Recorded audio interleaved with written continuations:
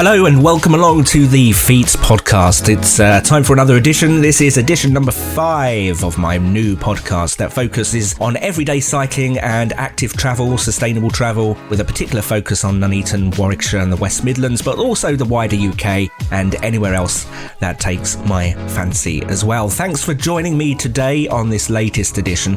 Coming up on the podcast, we're going to have a look, finally, at the new Bedworth Physical Activity Hub that is being planned for the small town of Bedworth, which is located just between Nuneaton and Coventry in Warwickshire.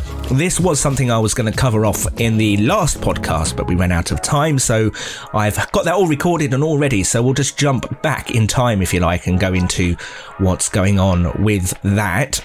Also coming up later on in the podcast, we'll have a quick look at what's going on with the local cycling and walking infrastructure plan that is in draft with Warwickshire County Council and is going out to consultation today, actually, as I record this, the 17th of June 2022.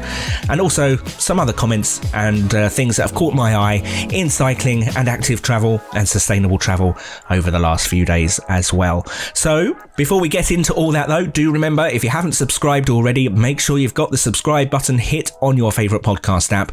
The Fiets podcast is listed on all the popular places, so that's Spotify, Apple, Amazon Music, Google Podcasts, TuneIn, Podbean, Podcatcher, and a variety of other places as well. All you need to do to find the podcast in your podcast app is to search for Fiets Cycle.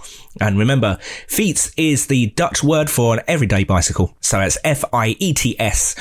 And the word cycle after it as well, Fiets Cycle, and the podcast will appear.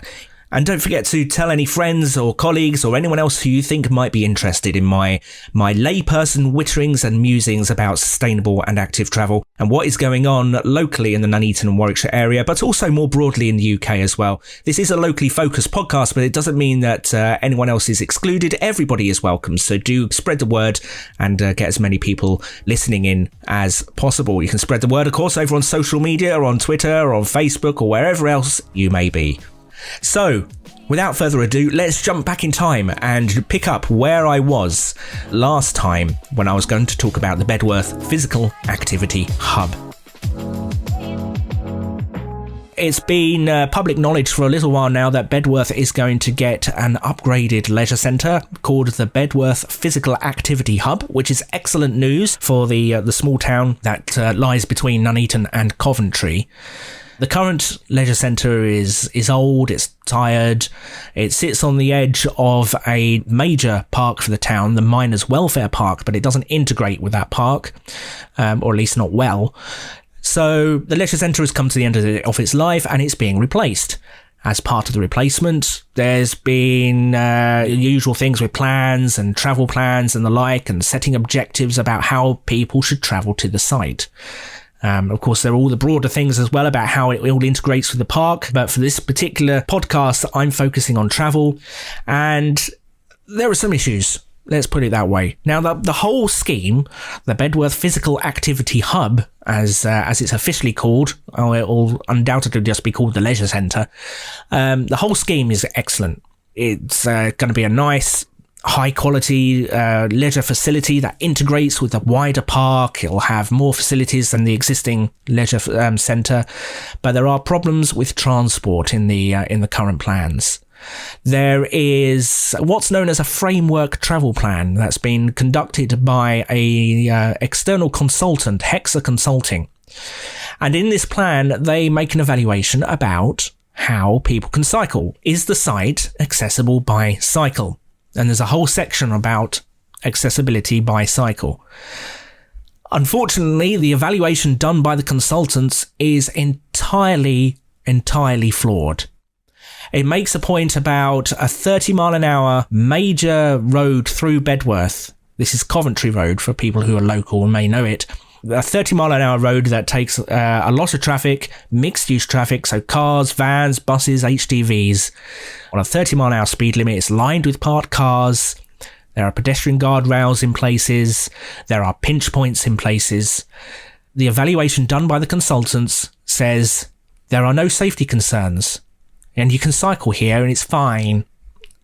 But it's not fine.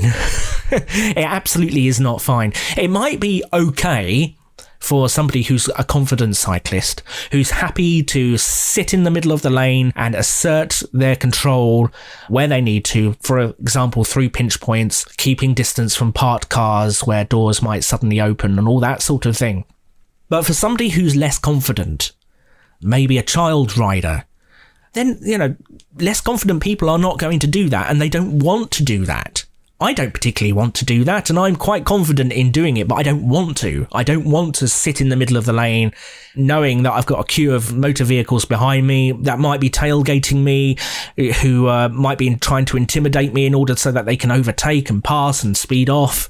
I don't want that, and I'm confident enough to do it. So people who are less confident than me, and children, for example, new riders, inexperienced riders, people who are maybe not quite so steady, they're not going to want to do this, and therefore it is not a safe route for everyday cycling. If you're a family who's going to the leisure centre, fancy a swim, for example, you're not going to want to cycle down Coventry Road. Let's say there's even two of you. You're not going to want to. Maybe there's a parent and a child. You're not going to want to cycle down Coventry Road two abreast because, as a parent, you want to shield the child from potential close passes. So you're two abreast, which is just going to wind up drivers behind you even more. It's not safe. It's not attractive. Who's going to want to do it? Very, very few people will want to do it, and therefore the leisure centre, the physical activity hub, is not accessible by cycle. But the conclusion of this report, this framework travel plan by the consultants, is that the site is accessible by cycle. Bedworth has no cycle infrastructure. The residential areas surrounding it, they're old design. There are plenty of through routes and cut-throughs. We don't have quiet neighbourhoods or LTNs. I mean, there are one or two modal filters dotted around, I'm sure, but as a theme, we don't have that. There are no cycleways on major routes. Even the park itself, the Miners' Welfare Park, officially, according to signs that exist on entrances, and I've checked this, they're still there as of a few weeks ago, the Miners' Welfare Park cannot be cycled through, yet the framework travel plan says, hey, you could cycle through the park. The framework travel plan even goes so far as to put a map in that shows how far you could theoretically cycle in 30 minutes, and therefore says that the Bedworth Physical Activity Hub is accessible by cycle within 30 minutes from this huge area, which stretches down into the north of Coventry and right up to Nuneaton, of course, and across to Bolkington and various other villages that aren't a million miles away. All that can be cycled within 30 minutes. You're probably looking at a radius of maybe 5 miles, maybe 6, depends on the specification they use for this map, and I don't recall it actually saying. But the point here is, if there's no safe cycle infrastructure, does it matter how far away somewhere is?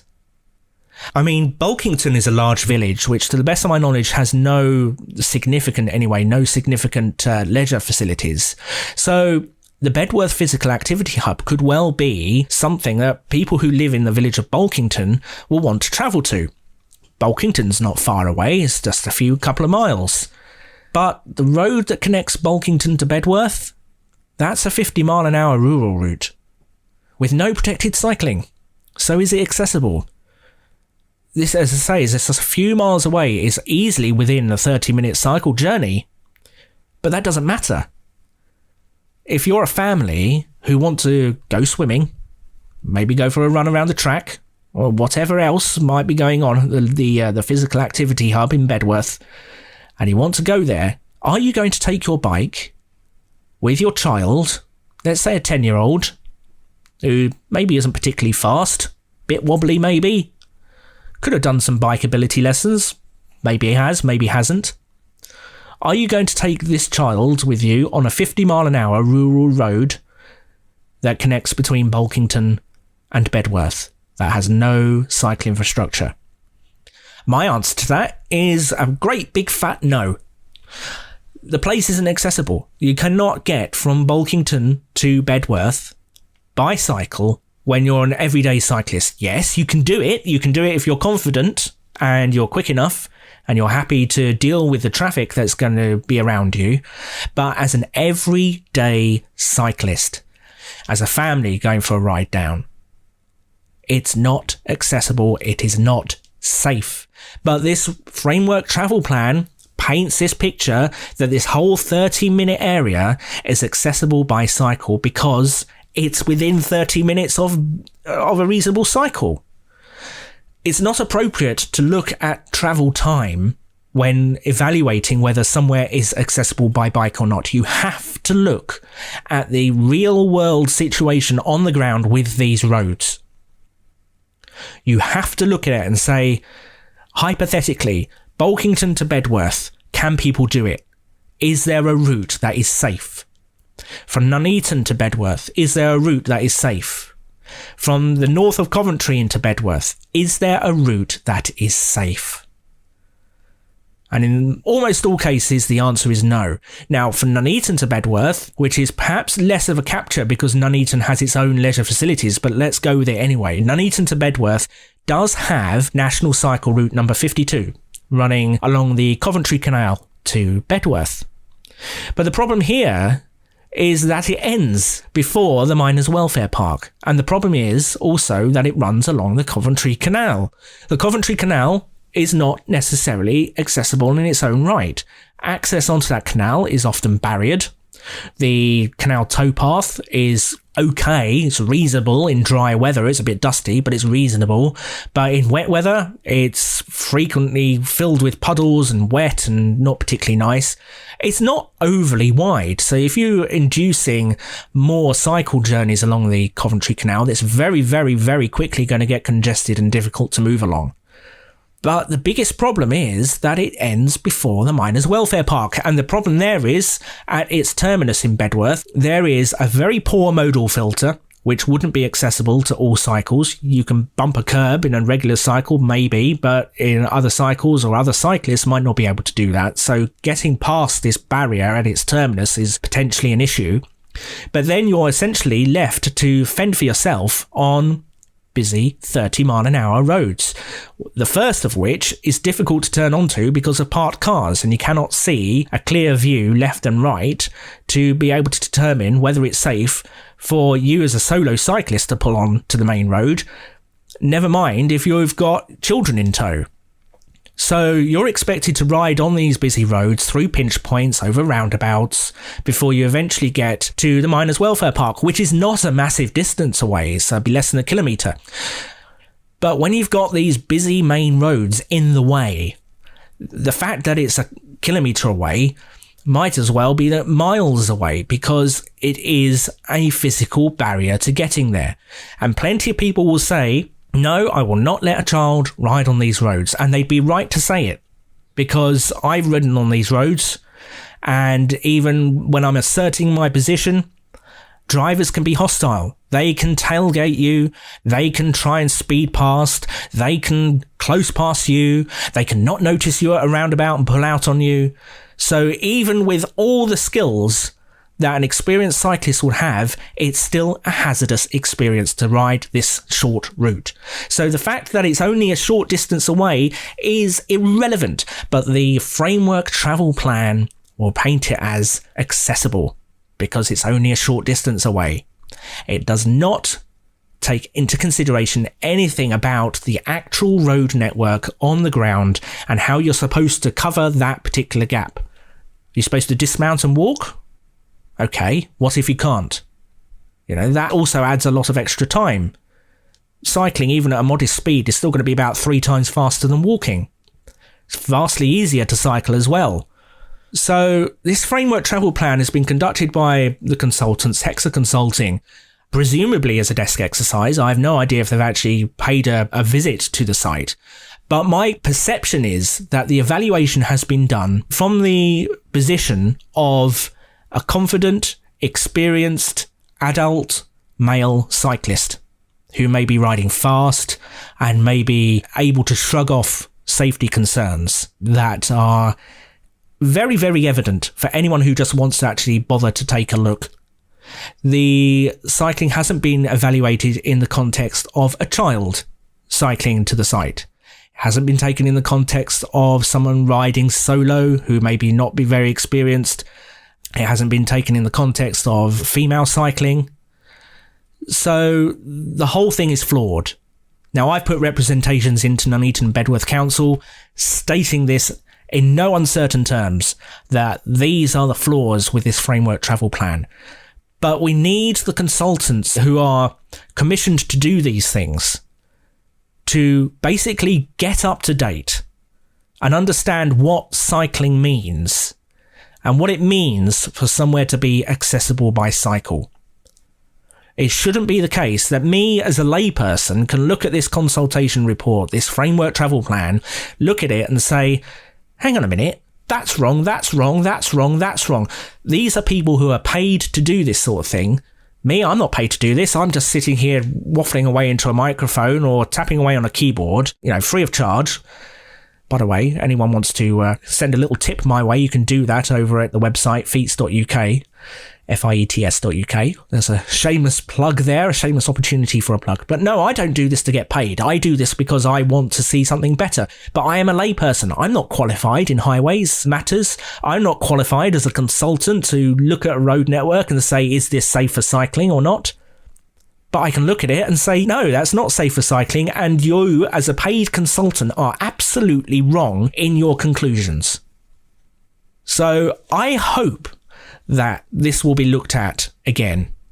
The difficulty is, of course, that the Bedworth Leisure Centre, or the Physical Activity Hub as I should call it, is its own thing.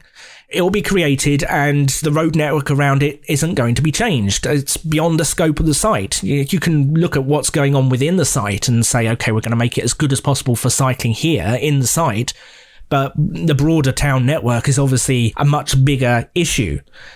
But the framework travel plan should at least highlight the problems so that they can be front and centre when it comes to these matters, when it comes to the road network. And, when the proposals are put forward to say, hey, can we have something better here? And you go back to the reports and say, that physical activity hub we had built a few years ago, well, they made the point that cycling wasn't accessible. Let's do something about it. It should all be there. The consultants should have identified it. It should have been there. That should have been a document that would enable us as advocates and other people, people in highways who want to see better infrastructure, car-free infrastructure, to go and say, this was the official findings of Hexa Consulting in this case, when they had the Bedworth Physical Activity Hub built. Because of that, we need to put something better in. But we haven't got that. And I hope that my drawing attention to it with the council directly will mean that these matters are looked at, because they do need looking at. There is a plan to have a greenway connection between Bedworth Town Centre and the Miners' Welfare Park. That will help.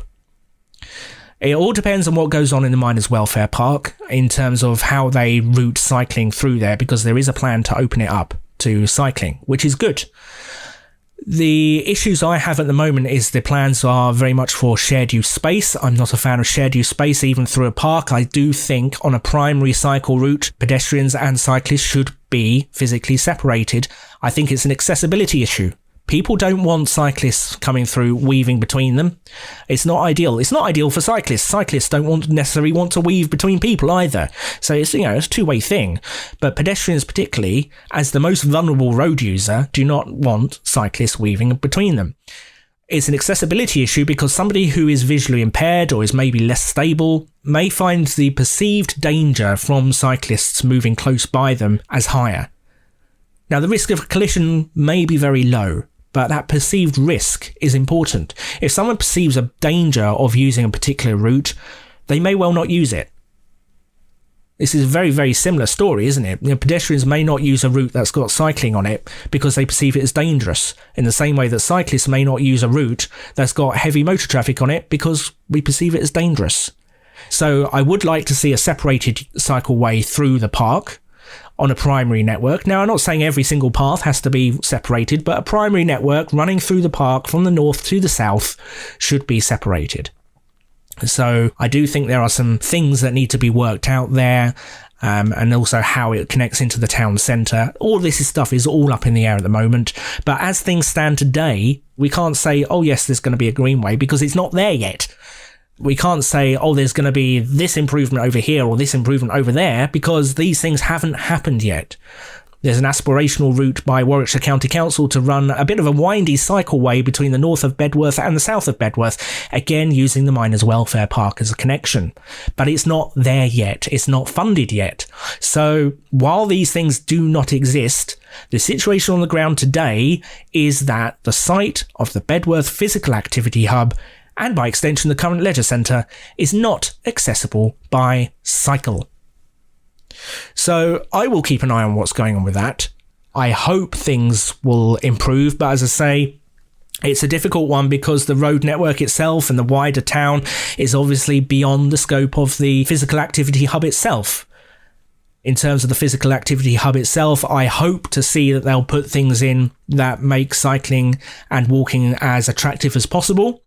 That includes inclusive cycle storage, not just Sheffield stands, but places for non-standard cycles as well. I have made the point that they're increasing car parking spaces, and I said that will induce driving demand. It's a small thing, but it's another way of inducing driving, making driving easier.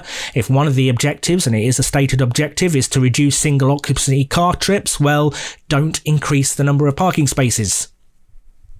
I also made the point that you got all this electric vehicle charging going in. What about electric cycle charging? That's a thing. There's also a point about public transport access. There's bus stops on Coventry Road itself, a little way from the entrance. There's no seating, there's no shelter, but public transport is deemed sufficient according to the Framework Travel Plan. It's another issue. Slight sidestep from maybe the focus of this podcast, but it's still an important consideration. I think public transport should route straight into the site. I think there should be a covered bus stop. I think there should be seating, because you don't make somewhere attractive by public transport versus driving when, if you're taking the bus, you finish your swimming session or your session at the gym or whatever it might be, then you have to go and stand in the wind and the rain. No shelter, no seating, while you wait for a bus to turn up. Whereas if you're getting in a car, well, you just got a short hop across the car park into your nice climate-controlled car, out of the rain, and off you go home. Which one's attractive? Let's put aside the cost for a moment as well of public transport. Which one is attractive? It's going to be the car. So there are lots of problems with the Bedworth Physical Activity Hub. I'm really keen on the whole scheme, but these things need to be looked at. And I feel like the consultants have really let down Nuneaton and Bedworth Borough Council, who have commissioned the consultants, because they've not identified the problems. They've just said, yeah, there's a bus stop there, it's fine. Yeah, there's a national cycleway over there, a kilometre away, it's fine. 30 mile an hour speed limit, that's not that fast, it's fine. But it's not fine. It needs to be done better. And as we bring you back to the present day, it wasn't such a little roundup of the Bedworth Physical Activity Hub, and you can probably see now why I decided not to include it in the last podcast, because it would have gone on for a fair while. But there we are. It's an important piece of analysis, I think, an important thing to look at, an important point to make about what consultants need to be doing when they look at what's going on with cycling infrastructure and public transport infrastructure and sustainability and accessibility and all the rest of it. Since then, I do believe that Warwickshire County Council is keen to see an extension of National Cycle Route number 52, the one that currently ends about half a kilometre away from the site of the Physical Activity Hub. They're keen to see an extension of that route into the site. So if that does happen, that will be an improvement. Of course, it doesn't solve the whole situation about accessibility on the whole sphere of access points into the Physical Activity Hub, but it will improve one particular route, and that would be a benefit to see. So we'll keep an eye on it and see what happens. If there are any developments, then I dare say I will be reporting on them. And if that's not quite enough for for you for the Bedworth Physical Activity Hub. You can also read a few comments that I've put down over on the website, on the blog. Fiets.uk, Fiets.uk is the website. You'll find the article over there, and you can also find a copy of the comments that I have submitted to Nuneaton and Bedworth Borough Council.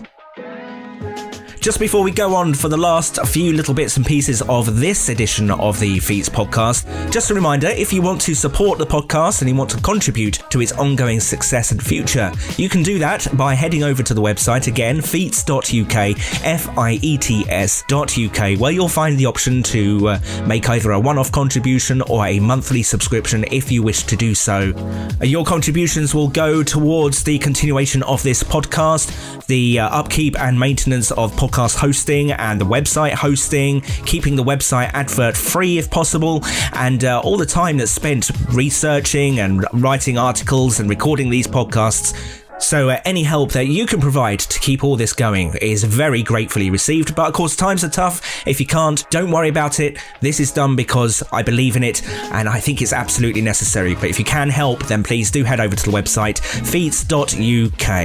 And finally, very quickly, if you can get people listening, that's the other way of helping, is to get people listening to the podcast. Do share it with your friends, your family, your audience on social media, wherever it might be. Let's get people listening to the Fiets podcast. Every share, every like, every subscription, every review, all of it helps. So do get the word out there about the Fiets podcast. Moving on to some last little pieces then, some little bits of information that have caught my eye over the last week or so. First of all, was a story that was picked up by Road.cc, in turn about a story published by Birmingham Live about a couple of club cyclists who were rather critical of a wand-based separated cycleway in Solihull. Now, the cycleway in particular is one that's been funded by Active Travel Fund monies awarded by the government, and it's not a high standard cycleway, I think it's fair to say. It's about 3 metres wide. It's separated from motor traffic by wands. So it's not ideal. I'll give them that. It's not ideal. And these cyclists are critical of this infrastructure. The thing is, though, this is infrastructure that's essentially replaced what was there previously, which was just painted lanes on the side of the carriageway, something we see all far too often.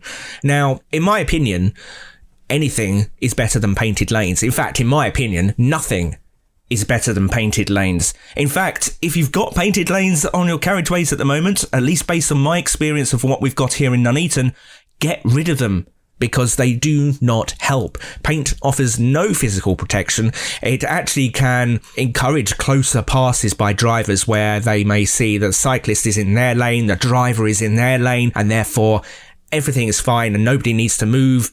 Whereas if you didn't have a marked cycleway, a driver might think, oh, cyclist, let me move over a little bit and give a bit more space. Whether it's 1.5 metres or not, that's by the by. But they may well move over and afford the cyclist that little bit of extra space that they might not have done otherwise. Having a painted cycle lane implies that nobody needs to move because each user is in their own space. It's not safe, it's not ideal, and a lot of the time painted lanes are just too narrow. I know we're talking about Solihull here, but just bringing it to Nuneaton, I can find examples of painted cycle lanes that are under 1 metre wide. I won't use them, they're not safe, they're dangerous, they encourage close passes. So paint-only lanes, unless you're going to afford them some really generous amounts of space, forget them, they're bad. So this wand-based cycle lane has gone in Solihull, and in my opinion, and bear in mind, and I will say this now, I've not ridden it, I've not seen it, this is all coming from photos that I've seen on the report from Birmingham Live and Road.cc, so let's put that caveat in there. But from the comparison of painted-only lanes versus a 3 metre wide bi-directional wand-separated cycleway, I will say a wand-separated cycleway is going to be better. Full stop.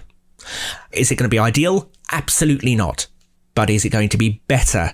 And the answer is yes, it will be better. Now, keeping it anecdotal and keeping it to me and my experience, I ask myself the question, of the two roads, the same road, one with paint-only cycleways and one with the wand-based bi-directional cycleway, would I allow an 8-year-old to ride it? Now, if I'm thinking of Nuneaton, I can think of the A444 Weddington Road in Nuneaton. It's a 30-mile-an-hour road. It has mixed-use traffic. So cars, vans, lorries, it can be quite heavy traffic at times because it is part of the major road network. It only has painted cycle lanes, and I will not allow an 8-year-old to cycle on that road. I do not consider it safe. If that road had wands and a 3-metre bidirectional cycleway separated by wands, would I allow the child to cycle it? Potentially, yes. I will put potentially in there because the trouble is with wands, there is not a great deal of separation between the cycleway and the main carriageway.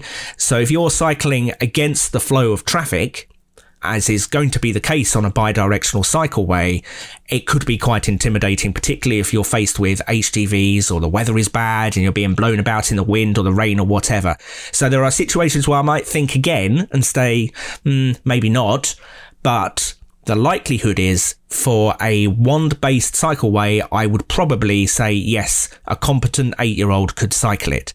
So we're already, personally speaking, have a much better and more accessible cycle route. Now, there's all the caveats about how you get onto this route. Does it connect to anything else? How does it deal with crossing side roads? Does it have to cross the main road? And if so, how? All these things may well be an issue, and I understand with the Solihull scheme, that is potentially where there is some sticking points. Those things should be fixed, but that side, wands are better than paint only. But there was a particular comment from one of the cyclists in this piece, because it was on video by Birmingham Live, and one of the cyclists made a comment that used the term proper cyclists. Now, this is a term that the cyclist meant to mean club cyclists.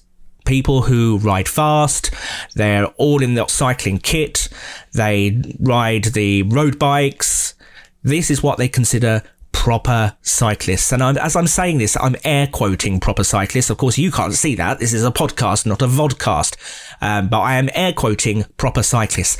I do not like the term proper cyclists, particularly used in the context that it was used in the Birmingham Live interview. If you ride a cycle of any form, doesn't matter what it is. It could be a regular bike, it could be an e-bike, it could be a tricycle, it could be a hand cycle, it could be a cargo bike, whatever. If you are riding some form of cycle, if you want to be identified as a cyclist, you are a proper cyclist. It is not an elitist thing, and that's the thing. The way this came across, this term proper cyclist, in the context of somebody kitted out in the full sport kit for cycling with their road bikes, clipped in, gonna go fast as part of a club. It's elitist and it's divisive and it does not help anybody.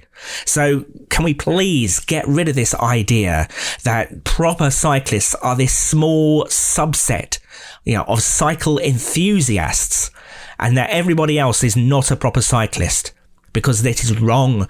And the infrastructure that goes in on roads, the one separated cycleways, all the way through to proper high quality best LTN 120 standard cycleways with proper physical curb-based separation and buffer to the traffic.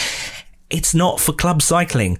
It's for everybody. It's for the people to use their cycles when they're commuting, when they're going to school, when they're going to town, when they're visiting friends and family. And yes, when they're going out on a leisure ride, when they want to just go out for a bit of fitness and just for a bit of fun.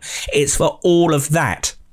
And all of these uses are perfectly valid, and these are all proper cyclists. So a bit of a rant from me, but it really winds me up, this elitist attitude that, this is no good for proper cyclists. Proper cyclists were not consulted. It's not specifically about you. You're riding for sport. You're riding for fun, I'm sure, but it's sport. And therefore the infrastructure is not specifically for you. You have different needs to other people who are going about everyday life by cycle. You might be able to get an advantage of using the infrastructure, but it's not designed with sport in mind. Sport people, you have your own distinct needs. They're not necessarily going to be catered for by cycling infrastructure. Now, as I say this, I want cycling infrastructure to encompass everybody. I don't want people to be excluded by cycle infrastructure. I want people to say, hey, I want to go out on my club ride, I want to go out on my sporty ride, and I want to use this infrastructure. Absolutely. This is why I want absolute best quality infrastructure. This is why I want wide routes. You talk about 3 meter bidirectional routes. Well, actually, I'd like 4 meters on key strategic networks, on a core network, that give people the space so that there is room for people to pootle along at 10 miles an hour, but there is also space for people to nip past safely and easily at 20. I want it to be working for everybody so that everyone on cycles is safe in terms of being separate from motor traffic, which is always going to pose a great danger to every cyclist, regardless of their ability. So I do want infrastructure to be accessible to everybody, and I get that maybe the wand-based separation in Solihull is not ideal for sporty riders. You've got high posts creating this separation, much easier to clip, I guess, versus curb level separation. You're very close to oncoming traffic because there isn't that buffer. 3 meters maybe is not enough if there's a group of you going one direction and there's somebody coming the other direction. I get that. But to say that, proper cyclists weren't consulted, well, again, it's elitist and it's divisive. And I will say again, wands are better than paint-only infrastructure. And this infrastructure is for getting those people who do not feel confident and able to go out on cycles at the moment. It's enabling those journeys. It's letting people think to themselves, actually, now I can take my bike because I don't have to mix with traffic. So I found this very frustrating. You sort of expect the slightly negative stories, or not necessarily slightly negative, sometimes extremely negative stories from the local press, which pander to that sort of audience who get the clicks when they run an anti-cycling story. But we don't need cyclists to be feeding into that. If Birmingham Live want to do a story about how this cycleway is not fit for purpose because of whatever reason, well, let's not have cyclists coming along and saying, actually, yeah, you're right, it's rubbish, isn't it? We need all cyclists to pull together and say, we need good infrastructure and we need it for everybody. But we also need everyone to realise that it's not practical to click your fingers and have the highest quality infrastructure everywhere straight away. This is going to take time. And in the meantime, if we have a situation where we're going to compare paint-only infrastructure versus wand-based infrastructure, well, let's do the wand-based infrastructure if that's all we can have, because it's an improvement. It might not be perfect, but it's better than what was there before, and it can always be upgraded again at a later date. We're pretty much out of time for the podcast on this edition. In fact, we're way over time compared to the last few editions. So if you are still listening, thank you very much for bearing with me. One final thing to mention very, very quickly before I sign off. I'm not going to go into detail here, but if you're in Warwickshire, the County Council has a draft local cycling and walking infrastructure plan, or LCWIP or LCWIP. It's out for consultation at the moment. Head over to the website fiets.uk/podcast, go into this particular edition and you'll find a link through to that consultation. It runs from the 17th of June through to the 12th of August. There's a little bit of reading involved with this one. There's an introduction and then the plan is broken down by borough, so do make sure you spend the time to have a look through there. I am going through it myself. I will be publishing my thoughts and notes on the plan, on the consultation, but with a Nuneaton and Bedworth focus. So if you want to read my thoughts, then keep an eye on the Fiets website, fiets.uk, the Fiets website, where I will be publishing those comments shortly. But do take a look at the documents and get a feel for what is in the LCWIP. And do make sure you respond to that consultation to make sure that the plans are as good as they can be. There are also drop-in sessions around the county, one for each borough. So if you'd rather go to one of the drop-in sessions, Warwickshire County Council have details on their website. And again, it will be linked through from my website, fiets.uk/podcast, fiets.uk/podcast. And with that, I will say thank you very much for listening to the 5th edition of the Fiets podcast. I am Bicycle Ben at Bicycle Ben UK over on Twitter, facebook.com/BicycleBenUK and mastodon.online/Bicycle Ben.